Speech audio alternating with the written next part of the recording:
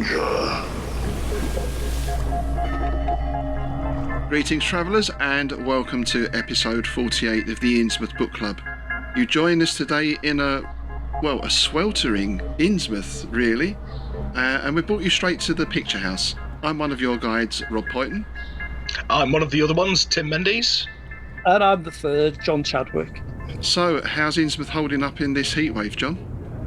It's absolutely ridiculous, and I am a little worried about some of the locals because the water is evaporating quite quickly.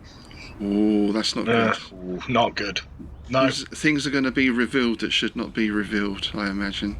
What I'm more concerned about is the damn smell. In this heat, all the fish on the bloody wharf. Oh, man. Drifting in a bookshop. Oh, it's horrible. I'm now running around with the Febreze all morning, you know. Innsmouth Book Club, sponsored by Febreze. Other air fresheners are available. Perhaps that'll be a Pearl and Scream. Pearl and Scream, yeah.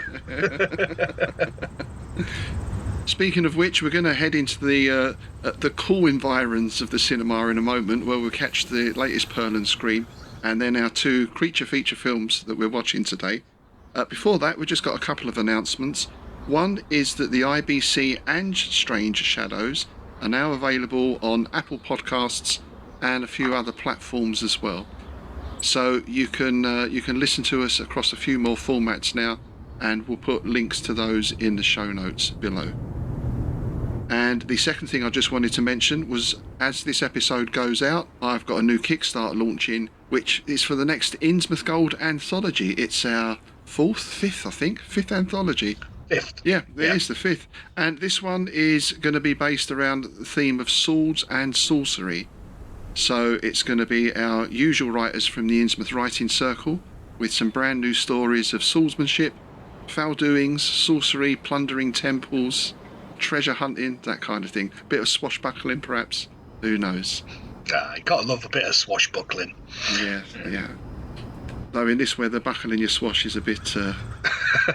Yeah. All right, so again, we'll put the links up for that into show notes below. If you could take a look at that, and if you would like to back that, we'd be very grateful. As always, we'll be offering the usual PDFs, copies of the book, T-shirts, and I think for the top tier, you get to have your name put in one of the stories as well. Or perhaps, as it's sword and sorcery, you could give us a heroic version of your name. That might be quite a nice thing. A heroic version of Tim Mendes. There we go. That'd be interesting. Well, Jesus. Tim Mendes, the necromancer. There you go. Oh, yeah, I like it. There we go. Yeah, sorted. All right, let's get inside, shall we? And I don't know, I bet even the ice cream's melted in there, isn't it? I wonder if they got pilchard flavour. Oh.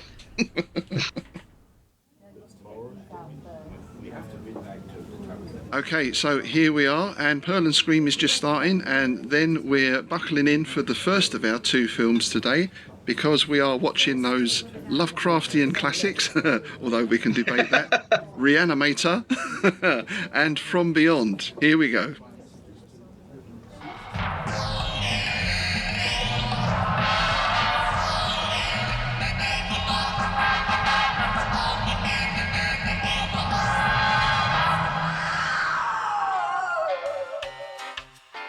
Fresh from Wisconsin, a new store in Innsmouth. Gein's Furnishings and Upholstery Services. We slash prices. 10% off shower curtains. Meat hooks. Buy 2, get 1 free.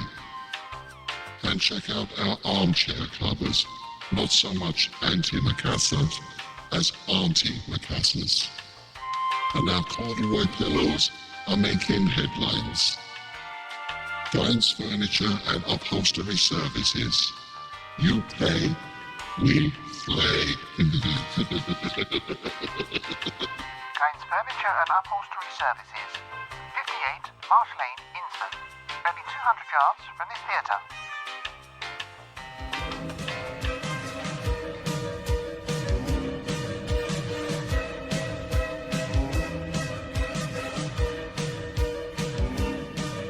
So that was Reanimator, made in 1985 by Stuart Gordon, produced by Brian Yuzna through Empire Pictures, and starring Jeffrey Combs, Barbara Crampton, Bruce Abbott, and David Gow, many of whom went on to further Lovecraftian careers, which I think we'll be talking a little about that at the end. Indeed.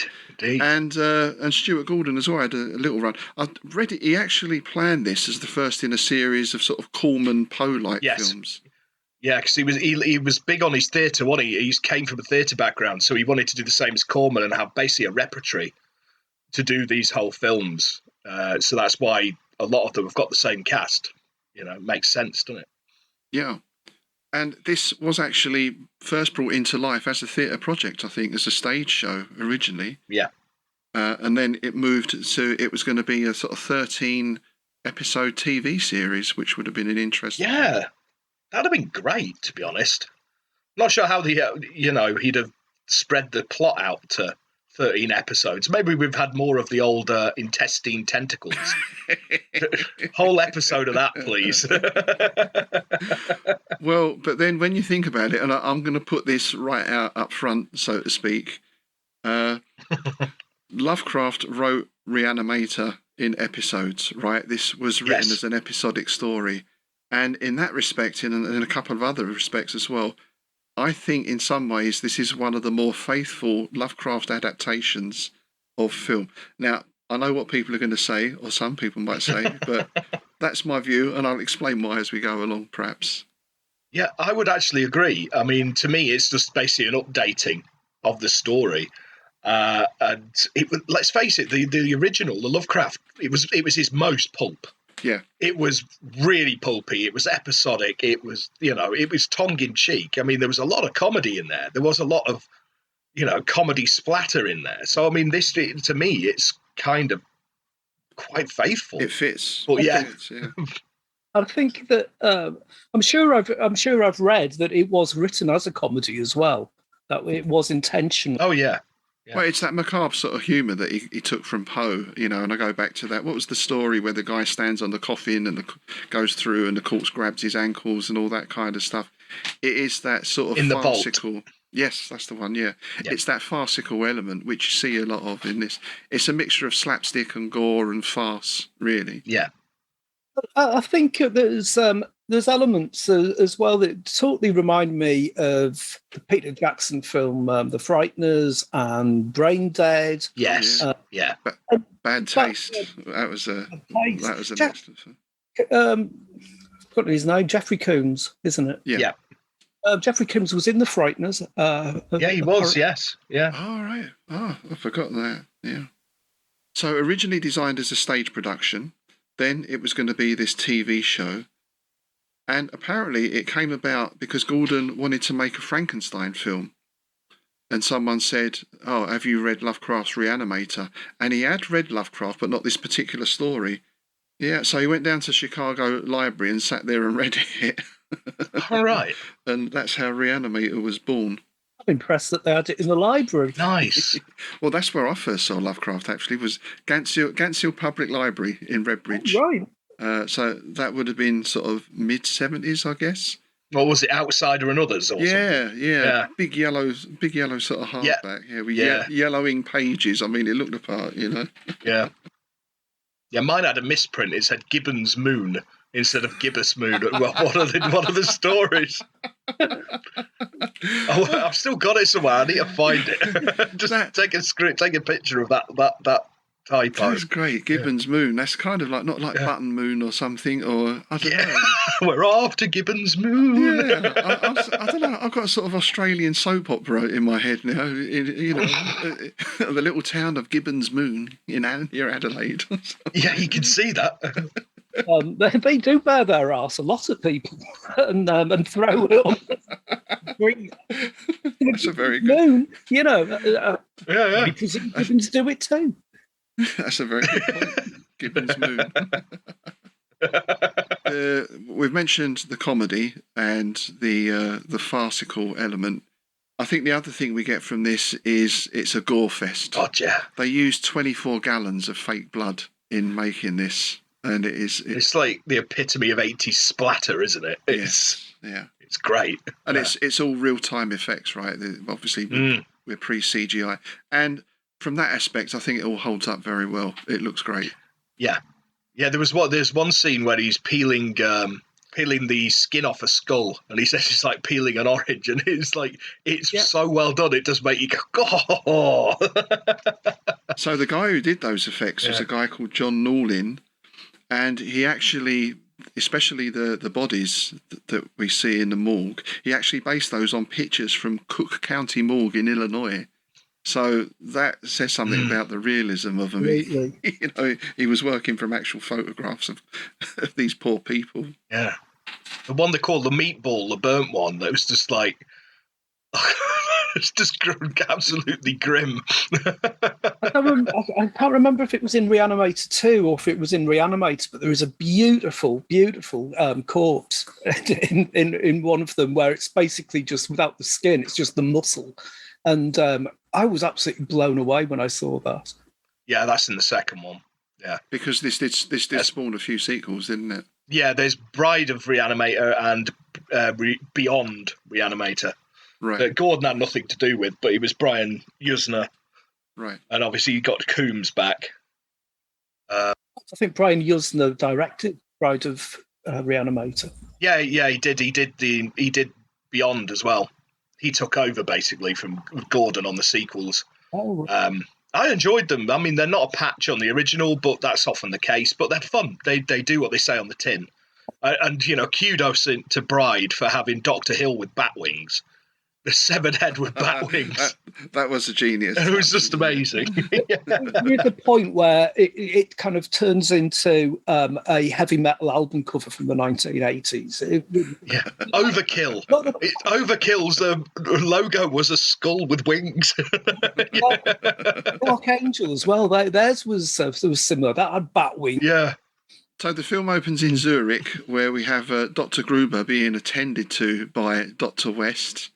By attended to, we mean reviving him from the dead. And already at the start, all hell breaks loose. We get exploding eyeballs, and we're straight into it. It's like literally a minute in, you've got exploding eyeballs. Yeah. And then the thing I remember that struck me at the time when we went to see this was the music and the great graphics at the start. Yeah. And I actually thought it was the theme from Psycho. At the time. Yeah, but that was intentional, wasn't it? Yeah. Apparently. Yeah. That was intentional. Yeah. It's interesting as well because in a certain light, Jeffrey Combs looks incredibly like Anthony Perkins. Oh, that's true. Yeah. Especially from Beyond. It was like right at the beginning when he stood there playing with the resonator and that. Yeah. He looks just like him. I'd never thought of that, but you're right. It's got that same sort of feel, yeah. Something I'd like to ask here, right? Do you think, I can't remember which came first, either Allo or Reanimator, I'm not sure, but Dr. Hans Gruber is the same name as Gruber in Allo, the camp Wehrmacht soldier. His name is Hans Gruber. Right. Ooh, Renee! Him. Yeah, exactly. Is there it's the same name. We wonder. Ooh, yeah, don't know. It could have been a relation, perhaps, or something. Exactly. I'll tell you who he really, really, really looks like, particularly when he was younger, was our friend Russ Smeaton. And it always struck me that he looked like Russ. If you listen to this, Russ, sorry. You could have had a career as Jeffrey Combs' stunt double. Is that what you're saying?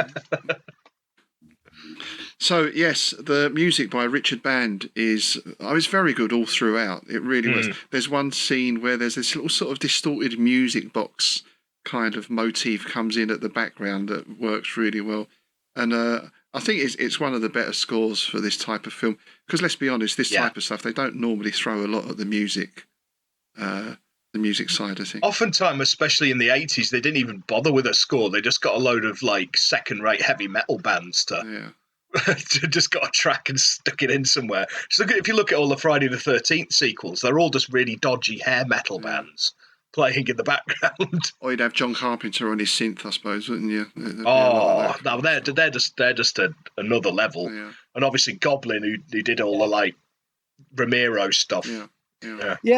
If I can just go back to the title sequence, which I thought was absolutely stunning. we're quite used to seeing graphical title sequences like this now. I mean, obviously they've gone into CG, but back in the 80s, I don't remember a lot of them.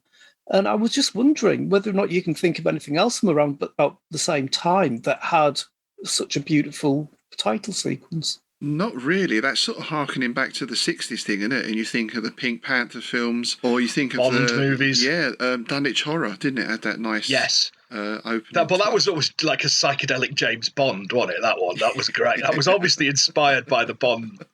Yeah. No, because at the time, what they just tend to do would just have it over, like, as the film's playing, they just have the, cards, wouldn't they, almost? Yeah, yeah. So we then switch to Arkham and the good old Miskatonic University here, and we get a couple of exterior shots of that, which I have to say, for some reason, I don't know if you remember, reminded me of the hospital in Dark Place. It looks like a very similar building, and I wonder if the Dark Place one now was an homage to the Miskatonic. Well, it wouldn't surprise me, because there was quite a bit of that in there. There was a lot. And then the note that I made for these few opening scenes, or one word, was sweaty. We're right straight into this action again, and I thought it was a nice thing. They're trying to resuscitate someone, so it's a very stressful situation. But everyone looks a bit sweaty and dishevelled, and we're sort of starting with that theme of I don't know, body fluids. Is that one way to put it? It's a very damp film. It is moist. Very moist. And I thought the name of our protagonist was interesting, Dal Kane, given that we've just been speaking about Kane, the Mystic Swordsman. Yes. It's a name that seems to pop up quite a lot in this genre. Yeah, I wondered if that was anything was done intentionally for any reason or not. I couldn't find anything about it, but it does fit, doesn't it? Dan Kane. Yeah, Dan Kane, yeah, because we've had Sutter Kane since. Yes, yeah. Which would have been after, I think. Yeah, Mouth of Madness was after, yeah. But it sets it up nicely because Kane fails to resuscitate this person. So from the start, we get this idea of his skill can only go so far, and once people are dead, they're dead. And then Mr. West turns up and says, actually... Yeah, yeah, I love the bit where he's there's a lovely line when he's taking the body into the morgue, and the security guard's just reading a porn mag. Which I tried to research. I couldn't find anything about boudoir. Oh, I know, Boudoir magazine, wasn't that great? Boudoir. I couldn't find anything about it. So I wanted my search history, man. But as he's taking it in, he's like, "Oh, you're not paying any attention who's coming in and out." And he's going, "Ain't nobody wants in, and nobody comes out." Well, there was a real cringeworthy moment, actually, later on in the film. He stands up with a copy of Boudoir and he says something like, coffee break or something. Wanders off with the magazine. Yes. He's just like, oh no. Yeah. I don't want to know. Just remember not to shake hands with the guy. Yeah. And of course, we get the setup with the cat in Dan's apartment where he is busy having, shall we say, a dalliance with the Dean's daughter, Megan. So we get that little layer in of the Dean's not too happy that this guy's seeing his daughter. Yeah, he's a bit of a Puritan, isn't he? He doesn't want any sort of rumpy-pumpy on campus kind of guy. Well, and he just seems to be a money man, basically. Yeah, he is. Because all he's worried about with Dr. Hill is, Dr. Hill gets us all the big grants. He's a great kind of thing. Yes, even though he's a complete arsehole. Yeah. Yes. Yeah. Yeah, so let's talk about Dr. Hill a little bit, because I think he's a very interesting character. I'm trying to think that there was an equivalent in the story. It's been a while since I read it. No. Because he has this, he comes out with these ideas about willpower, and he seems to have this hypnotic ability as well. Mm. And later on, he's actually controlling the other reanimated corpses through the power of his will or his ego. Yeah. Added to which is one of the creepiest characters ever, I think. Yeah. When he's around Megan and all that. Doesn't he even have a little collection of things? And Yeah, because Dan finds it, doesn't he, when he's found out that he's lobotomized her dad. He finds this, like, it's almost like a serial killer's trophy. It's got, like, bits of hair and pictures, and it's just like, okay, another one you don't want to shake hands with. And of course, if you think that was creepy, it gets a whole lot creepier. Probably one of the creepiest scenes ever in any film ever. ever. That first necrophilia. Yeah. But we'll get to that. Yeah. So Herbert West moves in with Kane because he needs a roommate. And that's where that little plot line comes back, because it's like, well, give me a room or I'll tell the dean you're boffing his daughter, sort of set up. So there's a little bit of blackmail. West, so poetic. I have a way with words. Wasn't that Shakespeare? How shall I boff thee, or something? I don't know. It sounds like a cultural reference. So you get this notion that West is just totally driven by his work. He's obsessed, I suppose. Yeah. And nothing's going to stop him. No, you see, it also brought back nightmares of house share when I was in my 20s. I had no money, and you end up in a shared house. There's always one, isn't there? there's always one. Well, I can always imagine everybody else probably thought it was me, rolling in at all hours, covered in makeup. But this is the worst housemate ever, right? Because in the fridge, it's got the dead cat. Kane's beloved cat. Yeah. And he, this sort of, it reminded me of Royston Vasey. We didn't burn him, It's like yeah. It was dead when I found it. I didn't kill it. Yes, you did. Yeah, I love the ex's explanation that he knocked over the bins, was sniffing for food, and got his head stuck in a jar. And this is where we get our first glimpse of the reagent, right? Because he demonstrates quite vividly. Well, he brings the cat back, and we get that nice sort of chase scene around the cellar. I think that's where the music box motif comes in, isn't it? With the dead cat. I love that. It struck me there that they've gone from arguing because he's quite aggressive or he's quite hostile towards West End, and then suddenly they're like teamed up. It's almost like they're two buddies trying to get the rat out of the cellar or something like that. It was an interesting little switch. And it was so obvious it was his cat that, and he's trying to beat it up with a baseball bat, which I don't think would be most people's reaction to. Oh, no, the cat's not dead after all. Right, come on then. Give Tiddles a wallop. Yeah. Yes, and then we get the horrible scene where he reanimates the cat that's got the broken spine and everything else, which is disturbing for any cat lover, I should think. Can I just say that I reckon that predates the zombie cat in Pet Cemetery by 4 years, and it's so much better. Oh, right. Yeah. Right. What about the butterflies in Return of the Living Dead? Do you remember that scene? Oh, yes. Where they're all pinned on in the display case, and that was a creepy thing. Yeah. I did want to mention, you bringing up the serum. I think with this film and From Beyond, there's just the most beautiful use of colour. And yes, it's in the 1980s, and so everything is going to be neon and bright and what have you. But I just think that there's some stuff happening with the lighting, which I just think is absolutely lovely.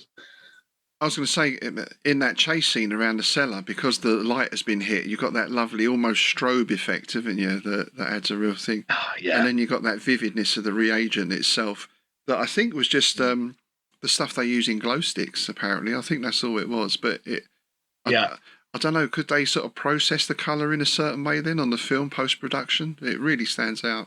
There was certainly one shot where he had...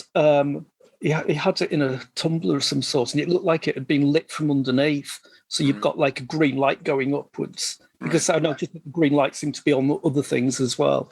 So I think, there's things that you can do with the substance and also with light. Yeah. And two great lines that came out of this, but there's a lot of good lines in this film. The ones I picked for this bit was life is a chemical process, which is Lovecraftian, right? Yeah. And then... birth is always painful. Yes. Yeah. Or rebirth in this case, I suppose. I didn't go back and check, but it did strike me that some of these lines might have been from the actual Lovecraft short story. Yeah, well, I know certainly I gave him life and things like that. were taken directly from. And I think not fresh enough. Was there something like that? That kind of rings a bell as well, I think. Yeah. Maybe. There's certainly a reference to the rats in the walls in the second one. Yeah.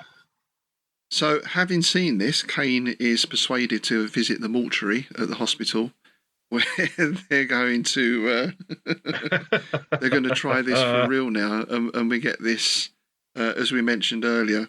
Well, we don't actually see them yet, which is kind of worse in a way. We see parts of them, and a bit I like this was the arm. Yes. The arm falls off of the trolley, and Dan puts it back. And then it falls off again, almost like it's got a will of its own. And later on, the same thing happened again. That was a little running joke through. I thought that was a nice touch. Yeah, I believe that it was from Young Frankenstein. I don't know which film. I can't remember what year Young Frankenstein was, but there's the exact same thing happening in that. And in the end, is it Marty Feldman. Marty Feldman. Yeah. He puts it underneath his arm. When a cop comes past, so the corpse's arm is his own. Yeah, I'm sure that must be a reference to Frankenstein. Nice. Oh, just one other thing I forgot to mention before that. We have that lovely class scene. It must be Herbert West's first class with Dr. Hill. Oh, yes. And Dr. Hill is expounding, the brain can't survive after 12 minutes, and West breaks the pencil. Yeah. And then does that lovely thing without a pause or a beat, and he's still keeping eye contact on Hill, just brings another pencil out. Yeah. There's some great bits with pencils. There's another one later on that I was going to bring up. So, yeah. Yeah, Jeffrey Combs, it's obviously his prop of choice in this was the humble HB pencil. I've really felt for the doctor there, having been a university lecturer myself, that you do every so often get one student who thinks that they are more knowledgeable and better than the staff, and that the staff are below them. You always get it. And God, they don't realise that basically the entire academic staff talk about them in the staff room. It's like, Right. So, yeah, Christ, he wouldn't let me be in this. And it just struck me that how much West was one of these. Totally. Yeah. But in some ways, it's proven to be right. That's the interesting thing, isn't it? I mean, he's pushing the boundaries of science here. Whether he's successful or not is debatable, I suppose. But he does reanimate the dead. I mean, what sort of state they're in is another question. Yeah, debatable, isn't it? Whether they have much brain activity going on, it's difficult. Although I suppose Dean Halsey, who in this scene gets mashed up, right? Because they end up having to kill the corpse that they've reanimated, but this is where Dean Halsey turns up and sort of gets killed himself. And so, of course, they reanimate. The nice thing I liked about this scene was Dan's descent into madness here. You can see that the sanity dripping away. There's two particular times. I think one where he just kind of sits down and he's just... There's the bit where he curls up almost fetal on the floor. It's like he's obviously lost like several sand rolls at that point, hasn't he? He's like...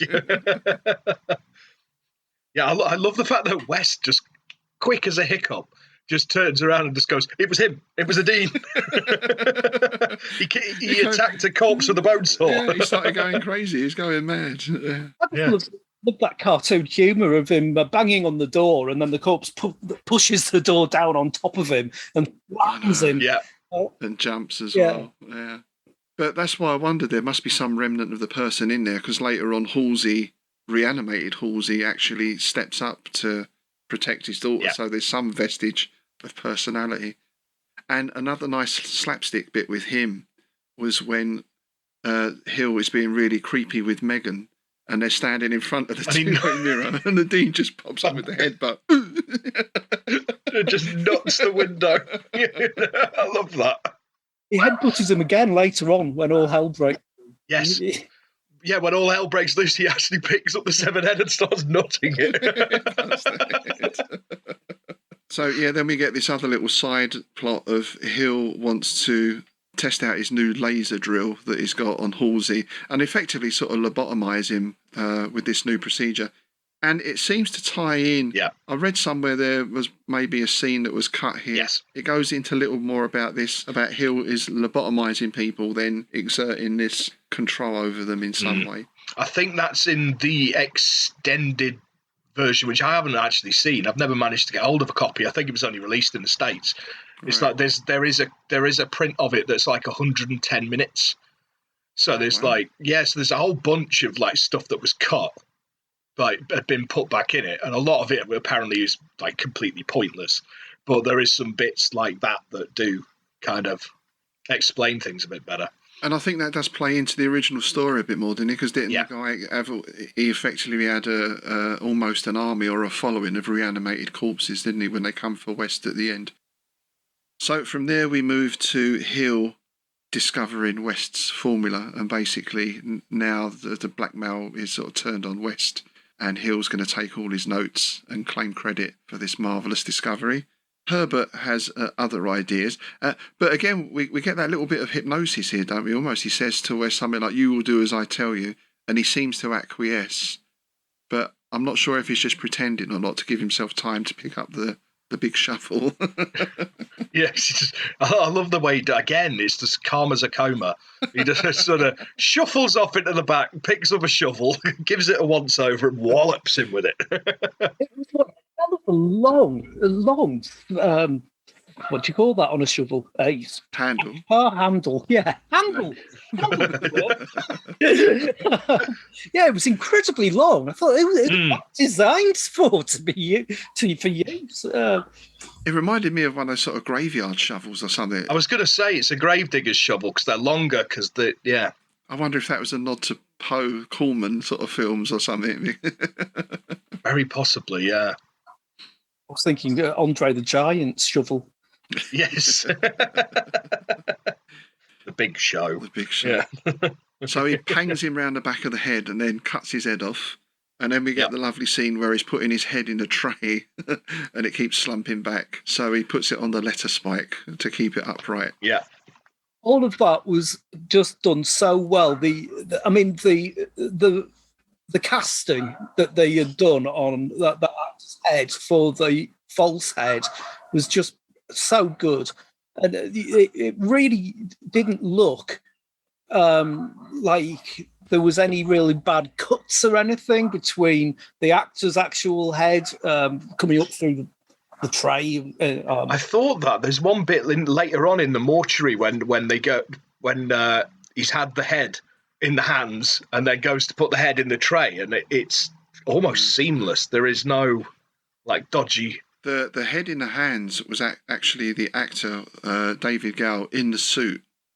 So all that was the whole top of above him was built up above his shoulders. So it's one of those sort of fake suits because because they had big problems. Obviously, when you do anything that's the decapitated head, is how do you work that and make it look the proportions look right. But yeah, that's awesome. Yeah, it's the bit where he's moving the head away, where it's obviously a body holding the fake head and putting it in the tray again. But it's so well done because it goes from, obviously, you're saying the suit to that. So that's 3 cuts. And it is, it's seamless. And we get some nice lines in this bit as well. I've never done whole parts, which is a great one. And what's the first thing Hill says? That you bastard, isn't it? Yes. Now this is the bit I wanted to bring up about the pencil, because when he shot the head up with the animating serum, he's sitting there waiting for it to take effect, and he's just tapping his HB pencil on Hill's head. That's a very nice touch. I just thought, was that scripted, or is that just Coombs arsing about? Because it was just brilliant. It was just perfect. It just had me in stitches. It was, absolutely great scene. So that basically leads us into the sort of final scenes of the movie where the headless Hill escapes, and we get that. This was a really nice shot, wasn't it? Because West is chatting to the head and the body just sort of looms up behind him and knocks him out by banging his head on the desk. And this is where we get this Hill controlling Halsey. He's got this control over Halsey somehow. And that nice shot of Hill's face in the mirror or the one-way window kind of thing. Yeah. that tells us, that gives us that impression of control. Yeah, because he sends Halsey after Barbara Crampton, after his daughter, and he he goes and gets her and brings her in. And then we get that scene. Yeah. But then what happens with the head was something else. Yeah. It's one step beyond. And if you've seen the scene, you know what we're talking about. If you haven't seen the scene, well, Megan wakes up and she's been sort of shackled to this the slab in the mortuary. Why they have shackles for corpses, I'm not too sure. But anyway, we'll go with it. Oh, of course, we should mention as well, which is from the original, that lovely part where the body with the medical head on it, that sort of plaster med head and the mask and everything, shuffles past the guard and goes into the mortuary. So that's a really nice touch. Yes. Which is when the guard goes off for his break. For his boudoir break, yeah. Oh, doesn't the false ear fall off the head? Yes, it does. Yeah. Doesn't it, as well? Yeah. That whole thing was so beautifully done. It just looked great. As I say, it's a farce in that sense, with the timing and everything else. It is so well done. She screams and she slaps the body, or the the headless body, across the face, and of course the head comes off. Yep. So there's one sand loss. Then she looks to the right and there's the disembodied head of Hill in the tray, and it speaks to her, and there's another sand loss. And then her clothes get ripped off. And then the head, where we get the little speech, don't we, from Hill about I always loved you and everything else. Yeah, I always admired your beauty. And then, in effect, he goes down on her, or he starts to. Yes. Anyway, I mean, there's no simple way to put it, is there? Really? No. Well, first he goes for the nipple, doesn't he? And then he moves down. And it is quite an uncomfortable scene to watch, I have to say. It is. It's Yeah. not, Just to make it more horrific, before that, he licks the side of her cheek. Yeah. That was echoed in From Beyond as well. We'll get to later. Yes, where she suffers a similar sort of fate, actually. Similar fate, yeah. Unfortunately. And this all reminded me so much of Fulci. Yes. Yeah. So then we end up with the big fight, because he's reanimated all the other corpses, all these unfortunates, including the meatball and the guy with one leg and everything else. I love the reveal, because West and Kane turn up to stop Hill, and Hill calls him an idiot, and West says, I've got a plan. And Hill goes, so have I. And they all sit up on the tables in the body bags, don't they? It's just the choreography in that scene is perfect. They all sit up on cue.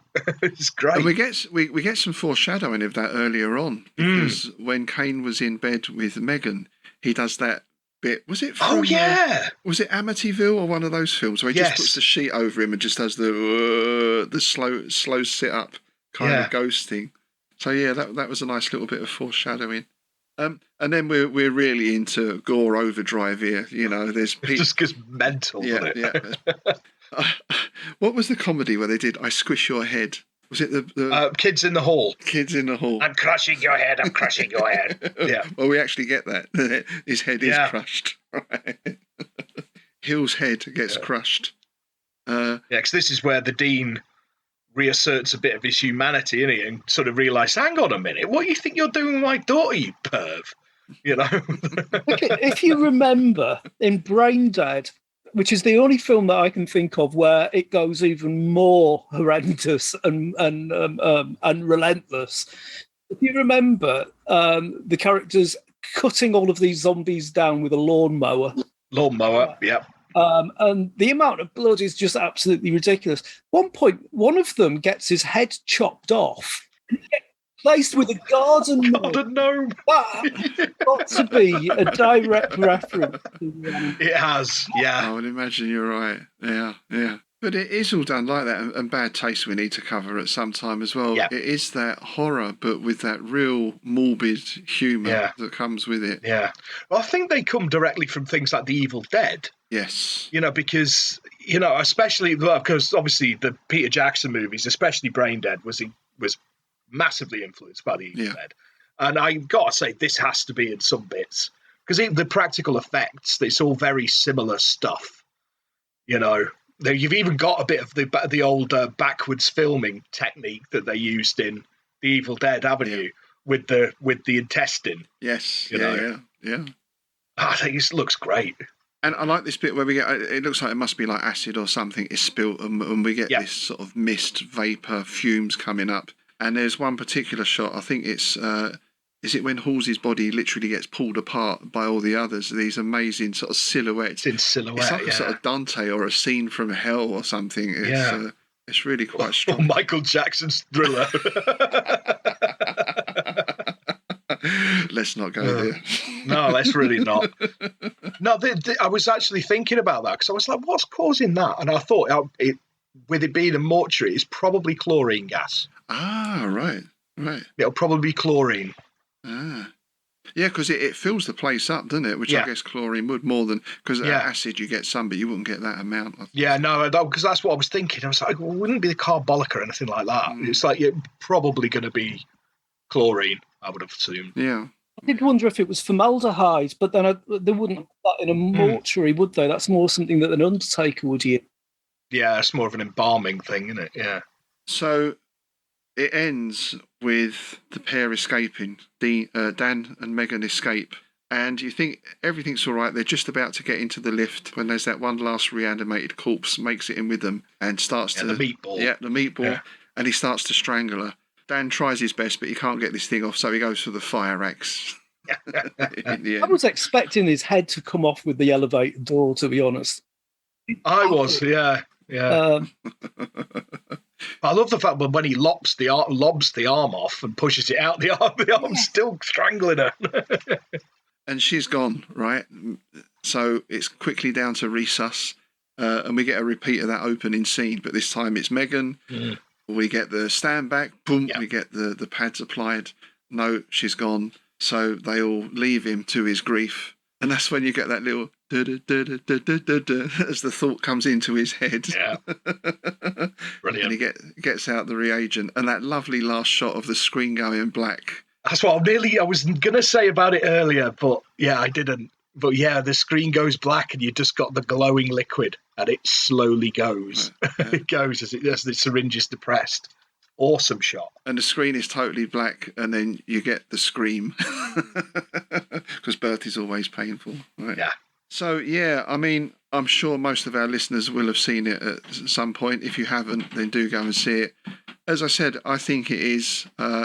you can't say it's 100% faithful adaptation of the original story, because that was also based around World War I and that type of stuff. No. But I think, like you said, Tim, it's an update. Yeah. As an update, it works really well. It hits all the themes of the stories, and it's kind of like they just extrapolated the story and plonked it into the middle of the 1980s. Yeah. With all the neon and everything that comes with it. I mean, for me, it works. But I know there's some of the purists out there absolutely loathe the film. Really? Yeah. What the hell was that? That's it's all right. We've just got a bit of an incursion. That's just a tentacle coming up through the drains. Let me just get this broom and just beat that. Get back. Sorry about that, folks. You meet the strangest things in Innsmouth. Oh God, don't you just? Especially in the back row of the cinema. Yeah. I'm not sure how you can really, really hate this film because, I mean, apart from anything else, it looks fantastic, and the performances are hammy, but it's a comedy, and I just think that from its period, from its time, I think a lot of horror films had similar kind of acting in them. Oh yeah, but the practical effects are brilliant. And the makeup is absolutely brilliant, and the lighting is gorgeous, and I just think it's a fun film. Yeah, I've got an awesome little quote here from the book Lurker in the Lobby, A Guide to the Cinema of H.P. Lovecraft by Andrew Miglior and John Strysick. Reanimator took first prize at the Paris Festival, blah, blah, blah, blah, blah. And it was a hit with the audiences. The film generated a huge amount of controversy amongst Lovecraft readers. Fans thought the film a desecration of Lovecraft. Their literary hero would never write such obvious exploitation. But they go on to say, but the final criticism of the film might have been a bit more muted if these fans had actually read the West stories, which are pure exploitation. Totally, 100%. Yeah, 100%. Lovecraft himself even acknowledged as much. Yeah. So, like you say, it was pure pulp. It was written in episodic fashion with a cliffhanger at the end. There's some very dubious racial parts in there, right? Yeah. Well, they're not dubious; they're downright disgusting. But that aside, it is. That's why I think they captured it, and I also think it harkens back to those Corman Poe films as well, that had that similar Very vein much so. running through them. Really, I think the only thing that didn't seem Lovecraftian to me was the nudity. Yeah. The sex. Well, just because we know Lovecraft seemed to be a bit of a prude. And well, it's interesting. That was bad. Wait until we see the next one. Well, it's interesting you say that, John, because the end of that quote that I was doing was female love interest and black sex humour aside, Reanimator really is one of the more faithful and effective adaptations. So there you go. Yeah. But it's a modern movie. You got to have something in it. It's the 80s. You got to have a bit of tit, haven't you? It's Italian. Well, it basically everything had a bit of tit in the 80s. That was just what it was. Return of the Living Dead has got a striptease act in it. Oh yeah, the punk striptease in the graveyard. Yeah. Yes, and so as Monster Club had she stripped down to the skeleton. Yeah. You remember? Yes, yeah. All right, so we're going to move on. I just want to leave us with one last little fact from Reanimator, and this I noticed in the credits, and I think this is one of the best name credits ever in a movie. So the name is Velvet Dubois, and she played Slit Wrist Girl Corpse. Nice. She's got to be a porn star, right? She's got to be a porn star. Velvet Dubois. Yeah, Slit Wrist Girl Corpse. She's got to be a porno actress. Doing a bit, Well, I'm just thinking there's your band name and album all in one. Yeah. Okay, so let's move on to our second movie. A year later, 1986. A lot of the same cast and crew for From Beyond, with the addition of Ken Foray of Dawn of the Dead fame. Absolutely marvellous. Absolute hero, yeah. And Ted Sorrell as Dr. Pretorius. Now, I could have sworn before I watched this again that Dr. Pretorius was the same actor as Dr. Hill. But it's not. It's a different... In my mind, it's the same guy. That's strange. Similar vibe. Very similar performance. Yeah. Creepy very perverted. Yeah, creepy old lech. Yeah. So this is obviously an adaptation of Lovecraft's From Beyond, which we covered a little while ago, didn't we? And I think, did we say at the time that a lot of people put From Beyond down, but we liked it as a story? Yeah. It's 7 pages long, but he packed a lot of themes in that. And, well, let's look on the positive side first. They did at least get that side of it in. That around us at all times are these other dimensional beings. Yeah. And the stuff about the pineal gland and all that kind of stuff. Yeah. And the colour, like John mentioned before, that is really striking. Well, if you think about it, that colour, it returns in the Colour of Outer Space movie as well, the family film. I mean, it's almost the identical shade. Yeah, I thought that when I was rewatching it. Yeah. And Crawford Tillinghast is played by Jeffrey Combs in this, and is, I guess, the central character. He's working with Dr. Pretorius on the Resonator, which is an amazing setup because you've got this room full of 1980s computer tech. That's what I was going to mention. And to be honest, now you've probably got more computing power in your phone than now. I love all that old tech, though, man. There's something about it. Yeah. What fascinated me about that was all the machines are on the side of the room. And he very specifically goes and clicks this button, moves to the next one, clicks that button, sets it all up like that. I just thought, so what does it do with all the other buttons? What are they? What else can it do? Well, it's probably a CB radio. He's probably got... It's interesting with the From Beyond movie because it's not so much an adaptation as a sequel. Because it kind of starts where the original story ends. Yeah, that's true. Yeah. I mean, that's what I got, like, instantly. I was kind of like, oh, right, so we're missing out the whole bit, the slow reveal and the building and all the explanation of how it was built and all this kind of business. We're just going straight into it. Yeah. Yeah. So, because the first scene is them turning it on and this wibbly, squibbly snake thing coming out and biting him on the face. So you've got, like Reanimator, you've got a bit of the red stuff in the first 2 minutes. Yeah. You've also got a flip because Gast in the story is the person who's invented the machine. And it comes from the point of view of his assistant, who I believe is unnamed. And so in the film, you've got Gast as the assistant. Yeah. And Dr. Pretorius, like we say, is the creepy perv character again. We get a couple of rather unsettling glimpses of him in his little kimono robe. Yeah, later on we see his sort of pervy sex dungeon, don't we, as well? Hanky spanky room, you know. Every home should have one. Well, Innsmouth, no, I'm not. No, don't go there. I'm not going to go into that. But there's also an implication of worse than S&M going on, because Tillinghast says at a later point about laying there at night in bed and he'd hear Pretorius take these women into this room and he'd hear certain sounds and then the screaming would start. So this is not a good guy. No, you kind of get the impression he's a bit of a serial killer, really, don't you? It's And the name as well fits him right, because Pretorius was the scientist, is it Bride of Frankenstein, I think? Yeah. Who kind of eggs Frankenstein on to make the bride creature as well. So we're back in the hospital again. And one very strange thing here is when they go through the door in the hospital, we get the Star Trek sound. What was that about? Yeah. I'm not quite sure why that was put in. Was that someone's sort of a joke or something? It was stocks. It probably got the Star Trek sound effects record and just went, I thought it used that. And it was shot in Italy, this film. I think you mentioned that before.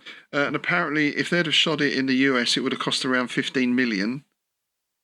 And in Italy, it cost around 2.5 million. Well, it's like the spaghetti westerns, isn't it? That's the reason, isn't it? It's for budgetary concerns. Yeah. And Gordon did consult medical advisors as well, apparently, in this to make sure all the procedures and terminology was correct. And there were 4 special effects teams working on this as well, because this is even more effects heavy than I think Reanimator was kind of makeup heavy. This is effects heavy. Oh yeah. Although they ran out of, they got through the effects budget before the film was finished. So there are some. Because you've got some wonderful creations in this, which we're going to meet along the way. And that squiggly worm thing flying in the sky that I mentioned at the beginning was really well done. Yeah. I love the way that it was translucent. Yeah. I thought that was absolutely fantastic. And even when it went to the practical effect, it was still, you could see the light coming through it. So the Reanimator, just to chat, Reanimator wasn't made in Italy. That was actually made in the States. Yeah, most of it was filmed in Los Angeles, I think.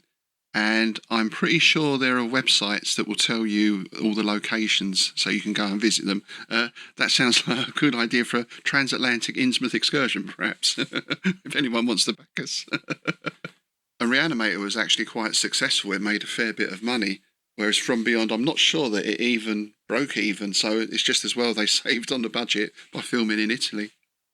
Well, yeah, you didn't mention that old Pretorius, or whatever his name is, when they use the resonator, he gets his head sucked off. Oh, my word. Matron. But yeah, because it just ends on the scene of, it just ends on him saying they're coming. And he's kind of, happy about this. And then you cut to the nosy neighbour, don't you? Yes, with the dog. Yeah, and she's got a fabulous line to the police operator. It's like, you said you'd send a squad car if there was another disturbance. Well, I'm disturbed. Click. He was another one of the group that was in Reanimator as well. I believe she was something like the receptionist or something. Yeah. It had a great name. It was something like Bunny Summers or something. Yeah, it's Bunny. Yeah. And Bunny's the name of the dog as well in the film, right? And we get that lovely scene with a fluffy little bunny lapping up the blood of the headless Pretorius. Yeah. Which, of course, makes us think that Pretorius is dead. He's gone. But oh no, he's coming back. Tillinghast gets arrested and charged with the murder of Pretorius and is put into the care of Dr. McMichaels, played by Barbara Crampton. Yeah. And she's doing a lot of research into sort of schizophrenia and multiple personalities, I think. Yeah, she goes to the secure ward, doesn't she? And because he's been locked up with all the schizophrenic patients. And there's that horrible when she looks through the glass and there's one guy having a Tommy tank. There was an awful lot to do with mental health in this film, which I can only presume was even inaccurate in the 1980s. Yes. Yeah, well, it's exploitation again, isn't it, really? Yeah. So Tillinghast persuades the Doctor to go back to the resonator with him, and they switch it on. And this is where we get the first return of Pretorius from beyond, with rather a disturbing shot to me. The main thing I found disturbing was the excess shoulder hair he seems to have. Did you spot that? Yeah. Yeah, and he's got really sort of slimy arms as well, hasn't he? He's been covered in Vaseline or sort of KY jelly or something. Yeah, the word I wrote down for this was gooey. Yeah, gooey. There you go. I didn't notice this, but I did notice that in Reanimator 2, there was a guy walking around with a boob on his shoulder. It was obviously like it was a reference, I think, to Todd Browning's Freaks. There's this guy on his hand. For some reason, he's got a tit on one shoulder. Why not? You got to have it somewhere, right? Oh. Now, one huge difference between this and Lovecraft's original story is this idea that when the resonator is switched on, it stimulates the pineal gland, which incredibly boosts everyone's sex drive. And here we get Bubba talking about the hard-on that he's experiencing while the machine is switched on. Yeah, Ken Faree's lying because he's just sitting there eating his breakfast and he just goes, so how do you explain the hard-on? Because the pineal gland controls the sex drive, apparently. Yeah, apparently, yeah. It's a theory, I suppose. And the biggest transformation we get is Dr. McMichaels, who goes from this stereotypical glasses, mousy librarian doctor look to become an out-and-out dominatrix by the end of the film. Yeah, she gets... It was like that bit where they're asleep and she goes up to the room and she's almost like aroused, touching the resonator, isn't she? It's kind of like, oh, why? Yeah, and it's another uncomfortable scene with Barbara Crampton where she's sort of restrained and stripped and groped by the monster. And again, it's not nice viewing, is it? It's not quite Shivers by David Cronenberg, but it's going in that direction. It's going in that direction. There's so much Freud in this. Lots of imagery of... Oh, God, yeah. Yeah, because it's after she's had the groping. Obviously, Ken Faree's character and old Tillinghast are like, let's get the hell out of here. Let's smash the thing up. Let's go. And she doesn't want to. But, you know... Well, that's one thing I felt with the plot of this. It seemed to take them so long to understand that this thing is dangerous. They seem to hang around an awful lot and do a lot of stupid things until they eventually reach the stage where they think, we'll destroy it. And they destroy it with this sort of homemade bomb, which I didn't really get at all. Well, the bit after the groping, you've got that wonderful scene where he basically goes, give me a kiss. And his head morphs into this big, like, maw and basically goes over her head. Yeah. And at the same time, Tillinghast and Ken Faree are down in the basement to pull the power out. And there's this giant, massive worm thing down there, which I loved that because I'm a sucker for a giant worm thing. Yeah, it did look good. Yeah. And it reminded me, I don't know whether it was a reference to Brian Lumley's old one, Shudder Mal, or even like some of the things like the dolls and stuff like that. Oh, right. Yeah, could be. But I was looking as well, and I watched it, and I went, that's the split head worm, which is a boss from Silent Hill 3. So I imagine so I imagine the makers of Silent Hill 3 obviously went, we'll have one of them. Also, straight out of Prometheus as well, the Ridley prequel to Alien. Yeah. There was an awful lot of things in this which just really reminded me of Prometheus. Yeah, we get a lot of water in this film as well, don't we? It's Yeah. I'm not sure where it's coming from. If it was water from the other dimension, or was there a burst water main in the cellar? No, because it happens later as well, doesn't it? It starts flowing down the stairs, doesn't it? So I'm assuming it's coming from the beyond, you know? There was no water upstairs. I couldn't quite figure that out. Yeah. But I mean, it wasn't the biggest clanger, what people would now call plot holes and get very uppity about. I mean, the fact that she knows how to make a bomb was bizarre. Well, yeah, exactly. That didn't make a lot of sense. But I suppose, to be fair, if you go back to Reanimator, I mean, how does a severed head talk? There's a question. It's of supernatural stuff. Where Yeah, did yeah. you get the key from to get back into the... Just wave your hands, man. It's fine. Just hand wave it away. But isn't that interesting in that both of these films, which are very obviously horror films and put out as horror films by a horror writer, there's not a hint of supernatural in either of them. They're both straight up science stories. Yeah. I suppose it's the old Frankenstein thing, isn't it? It's scientists meddling in things they shouldn't be, playing around with things that they don't understand. And yet, weirdly, Lovecraft was really pro knowledge and science and things like this. And yet, it could be read that they're films that are anti-science. Yeah, it's true. Yeah, never thought of that. Yeah, we're back into sort of worn into the curious territory again, aren't we? Or Lovecraft saying we should stay on our little island of ignorance, which, like you say, is interesting when you think how much he was into science and he was keeping up with all the latest discoveries. Yeah. So we move into the final scenes of the film, and by now Tillinghast, he's got a proper little third eye that has popped out of his forehead, which was quite groovy. Yeah. Got Crampton in the bondage outfit because when he's after he's been attacked by the worm and he's laid out, she sort of molests him while he's asleep and dresses herself up in all of Pretorius's hanky-spanky gear. I was just amazed that she just happened to find a costume that fitted. One size fits all. that was very fortunate for her. Ken Foree's face when he walks in and she's straddling him, it's just it's like the best expression ever. He's just like, what the fuck are you doing? Yeah, and he's quite firm with her, isn't he? Very disapproving. He says, take a look at yourself. What do you think you're doing? Yeah. That, the pineal gland extension with the eye that came up forehead. I mean, that was so Freudian. That totally reminded me of Videodrome. Really, really good. Oh, yeah, that's true, yeah. And I like the way that Tillinghast, he gets the head attack again, which seems to be a recurring theme in this film. And this one takes all his hair off as well. Yeah, it does, yeah. Oh, and his appendage gets bitten off as well, doesn't it? Which is very Bobbit. Yeah, very, very, very Bobbit. Yeah, that made me wince, to be fair. It was kind of like, ooh. It's a bit, I spit on your grave, wasn't it? I never want to remember that film. No. Yeah, another example of that was extreme exploitation, wasn't it, really? No. The Swedish industrial band, the Swamp Terrorists, sample that for a song called So Nice It Hurts. It is uncomfortable listening, I tell you.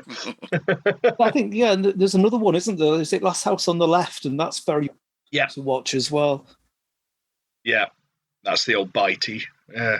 So we've got Tillinghast on the rampage with his third eye. He's sucking people's brains out through their eye sockets. That gets bitten off, as we just mentioned, we just spoke about.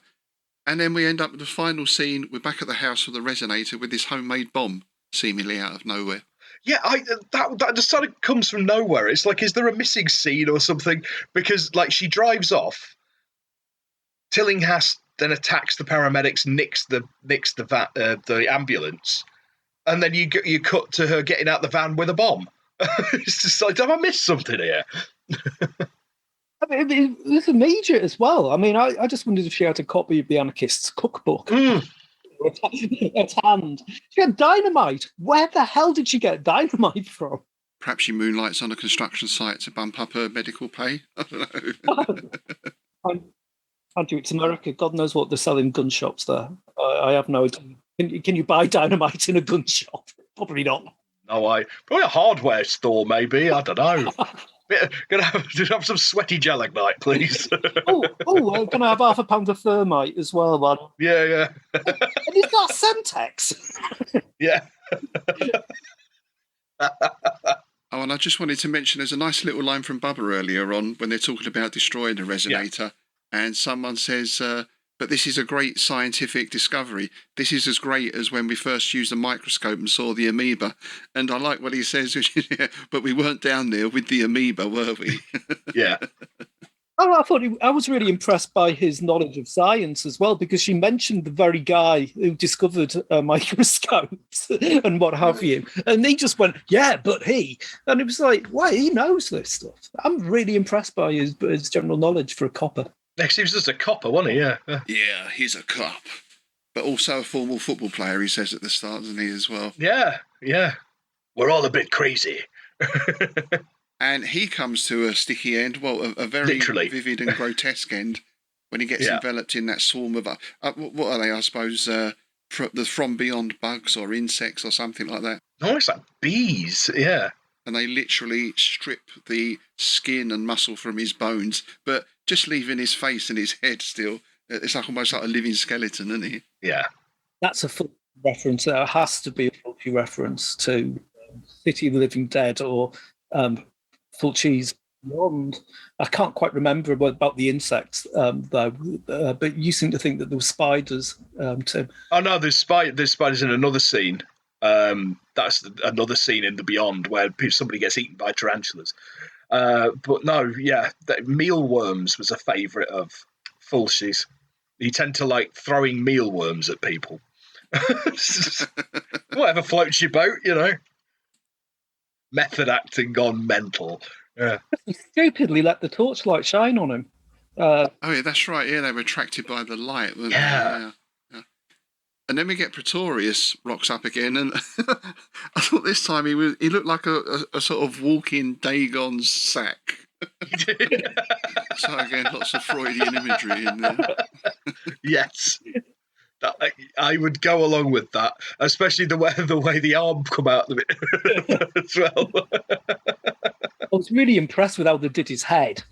That he was kind of like moving from side to side, and the neck was going with him. And I just wondered, how on earth did they do that? I wonder if he was on some kind of turntable or something.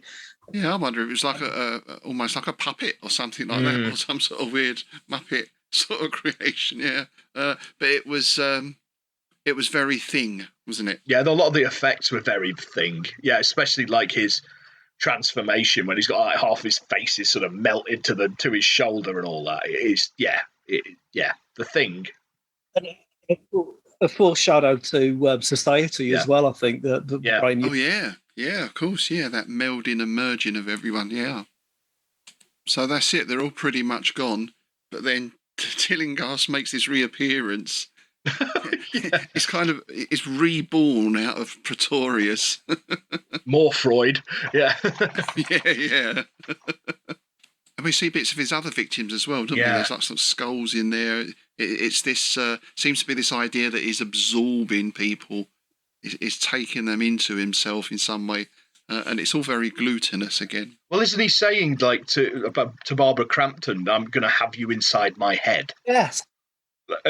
Yeah, it's the greatest pleasure of all, kind of thing. Yeah. Then the bomb goes off and she's thrown out the window and falls to the pavement below. Yeah, the leg was horrible. Oh, yeah. That was horrible, wasn't it? Yeah, that goes back to that sort of realistic depiction of injuries, doesn't it, I think, as well. That's one of the grossest parts of the film for me. And we end a bit like in Reanimator, in that scene where Dan loses his marbles. She's totally gone now, total sand loss. She's just laughing hysterically. Yeah. There was one thing I did strike me, and I think it's worthwhile saying, just in case there's anybody listening to this who's got any mental health problems.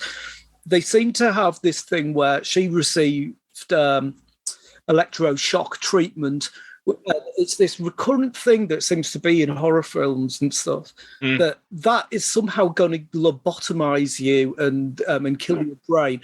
In actual fact, that actually really, really helps people, to the point where some people go and get it done by choice because it stops a lot of the health issues. Carrie Fisher was one of them. For example, she used to have it regularly done.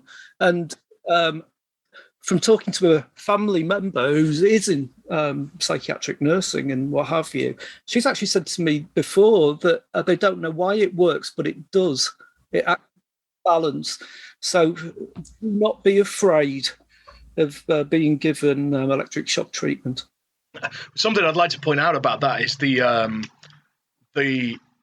doctor who sends her for EST. Did you notice what her name was? It was Dr. Block. Ah, yes, it was, yeah. Nice little homage there, yeah. Spelt the same as old Bobby.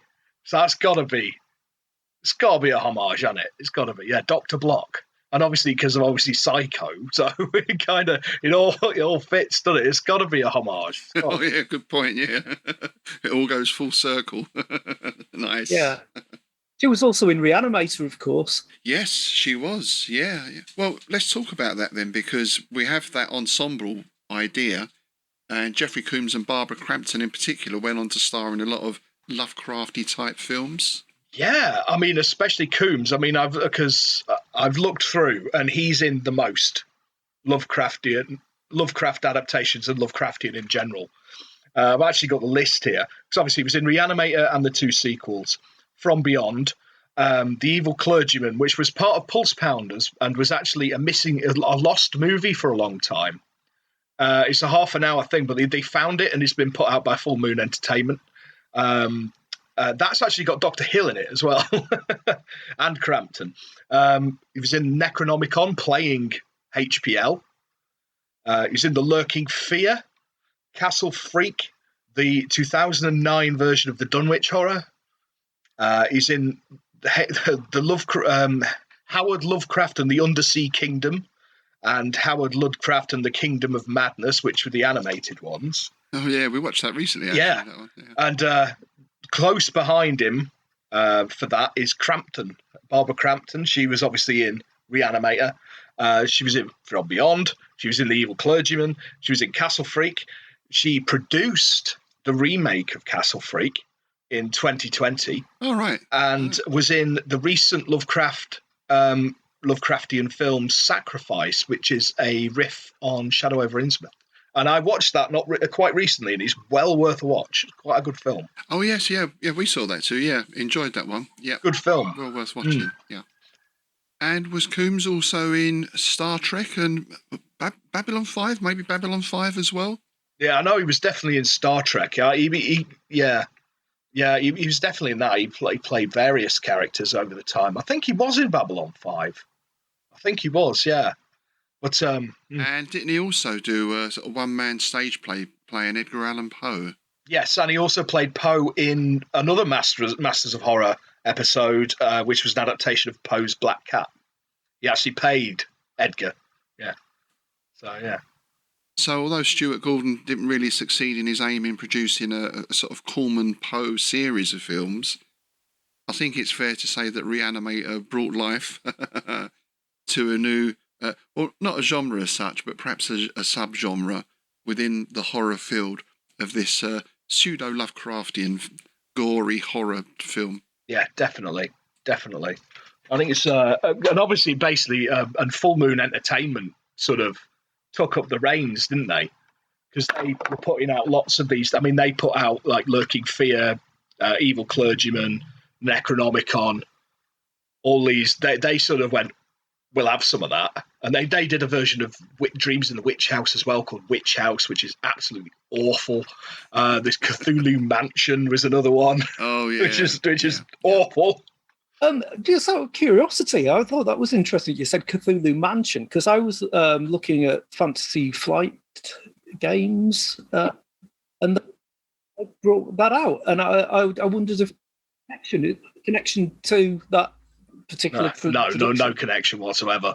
No, because Cthulhu Mansion doesn't really actually have anything to do with the mythos whatsoever. I think they just put Cthulhu in the title to. It's more like your typical satanic teenage slasher movie kind of job. It's not very good. It's got the Necronomicon in it. Is that a bit like the Unnameable as well? Yeah. But I mean, the Unnameable still had elements. I mean, more so than that. I mean, that was very tenuously linked. Like, I think the only real link is the Necronomicon. It's similar to. Do you remember the film Equinox? That's another one that uses the Necronomicon, but then just has sort of your general sort of demons and imps and beasties kind of thing. Which I suppose, to be fair, they could have got from the Evil Dead rather than Lovecraft, really. Yes, I think that's probably what it was. It was probably more of a riff on the Evil Dead. So there we go, folks. Thanks very much for joining us today. I hope you enjoyed our science fiction double feature. It's time for us to leave the relative coolness of the Innsmouth Picturehouse and venture back out into the blazing sun. I think we're going to need that Febreze. I can't imagine what it's going to be like out there now. Here we go. Arm yourselves, lads. Do let us know your thoughts. Yeah. Is Reanimator one of the most faithful Lovecraft adaptations ever? And what about the sexiness of From Beyond? What do you think old HPL would have made of that himself? What do you reckon? I can't imagine old HPL would have. Yeah, it's hard to think that he would, isn't it? Still, it's fun to speculate. Yeah. All right, just before we go, I'd like to say hello and welcome a couple of new patrons. That's Aaron Fleck and Steve Meyer. Thanks very much for joining, chaps. Yes. And if you'd like to join them and help the IBC spread its tentacles even further, then take a look at our Patreon site. If you sign up as a member, you get a monthly copy of Innsmouth News with articles and reviews and news items in it. And of course you get access to bonus content, not only for the Innsmouth Book Club, but also for our sister podcast, Strange Shadows, which looks at the weird fiction of Clark Ashton Smith. And in fact, as this episode goes out, we've just released our first bonus episode for Strange Shadows, and that's looking at the correspondence between Smith, Lovecraft and Derleth, including Lovecraft's first ever letter to Smith, which is a very interesting read. And the day after this episode goes out, we're also planning a bonus episode for the Innsmouth Book Club, which takes the form of a live chat.